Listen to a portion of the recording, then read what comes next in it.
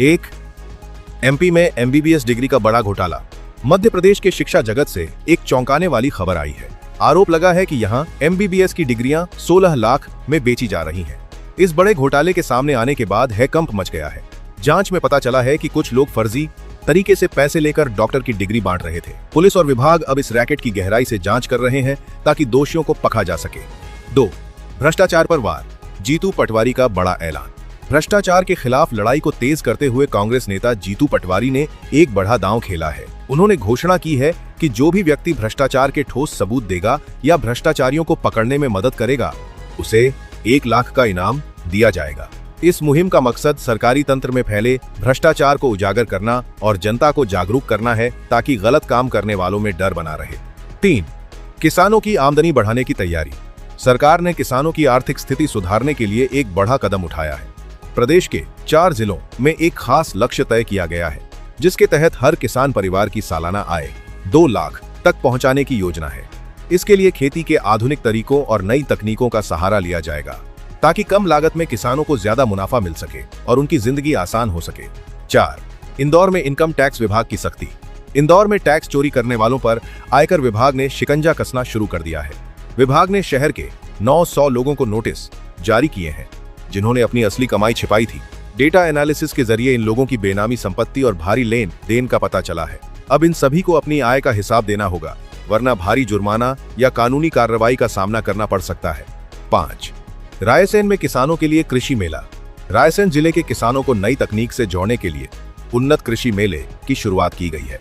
इस मेले में किसानों को आधुनिक मशीनें, खाद और उन्नत बीजों के बारे में जानकारी दी जा रही है। विशेषज्ञ यहां किसानों को बता रहे हैं कि कैसे वे अपनी पैदावार बढ़ा सकते हैं। इस मेले का मुख्य उद्देश्य किसानों को खेती के पुराने तरीकों से बाहर निकालकर मुनाफे वाली खेती की ओर ले जाना है। 6, अवैध कॉलोनियों पर चलेगा डंडा। शहर के अनियोजित विकास को रोकने के लिए प्रशासन सख्त हो गया है। हाल ही में 135 अवैध कॉलोनियों की पहचान की गई है। सरकार ने साफ कर दिया है कि अब इन जगहों पर किसी भी तरह के अनधिकृत निर्माण की अनुमति नहीं दी जाएगी। जो लोग बिना परमिशन के मकान या दुकान बनाएंगे, उन पर कानूनी कार्रवाई की जाएगी। यह कदम शहर को व्यवस्थित ढंग से बसाने के लिए उठाया गया है। 7, कॉलेजों में अब छात्रों पर होगा गार्जियन ट्यूटर। उच्च शिक्षा विभाग ने छात्रों की पढ़ाई और उनके व्यवहार पर नजर रखने के लिए एक नया नियम बनाया है। अब हर कॉलेज में 40 छात्रों पर एक गार्जियन ट्यूटर नियुक्त किया जाएगा। यह ट्यूटर सिर्फ पढ़ाई ही नहीं, बल्कि छात्रों की निजी समस्याओं और उनके करियर को लेकर भी गाइडेंस देगा। इससे छात्रों और शिक्षकों के बीच तालमेल बेहतर होगा और पढ़ाई का माहौल भी सुधरेगा। 8, नरसिंहपुर में शिक्षकों ने भरी हुंकार। नरसिंहपुर में अपनी मांगों को लेकर शिक्षकों ने मोर्चा खोल दिया है। बड़ी संख्या में शिक्षकों ने सड़कों पर उतरकर रैली निकाली और सरकार के खिलाफ प्रदर्शन किया। उनकी मांग है कि पुरानी पेंशन बहाली और वेतन विसंगतियों जैसी समस्याओं का जल्द समाधान किया जाए। शिक्षकों का कहना है कि अगर उनकी मांगे नहीं मानी गईं, तो वे आने वाले समय में अपने आंदोलन को और भी उग्र करेंगे। 9, भोपाल में जाम से मिलेगी मुक्ति। राजधानी भोपाल के लोगों के लिए ट्रैफिक को लेकर अच्छी खबर है। शहर में जाम की समस्या को खत्म करने के लिए एक नया ट्रैफिक राहत प्लान तैयार किया गया है। इस योजना के तहत शहर में 14 नई पार्किंग जगहें बनाई जाएंगी और 8 मेट्रो स्टेशनों को भी इस प्लान से जोड़ा जाएगा। इससे सड़कों पर गाड़ियों का दबाव कम होगा और लोगों का सफर काफी आसान हो जाएगा। 10, बीजेपी कोर कमेटी की अहम बैठक।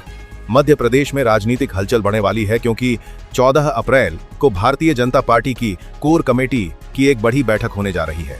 इस मीटिंग में सरकार और संगठन से जुड़े कई बड़े मुद्दों पर चर्चा होगी। माना जा रहा है कि आने वाले समय के लिए कुछ कड़े और महत्वपूर्ण फैसले लिए जा सकते हैं, जिसका असर प्रदेश की राजनीति पर साफ दिखेगा।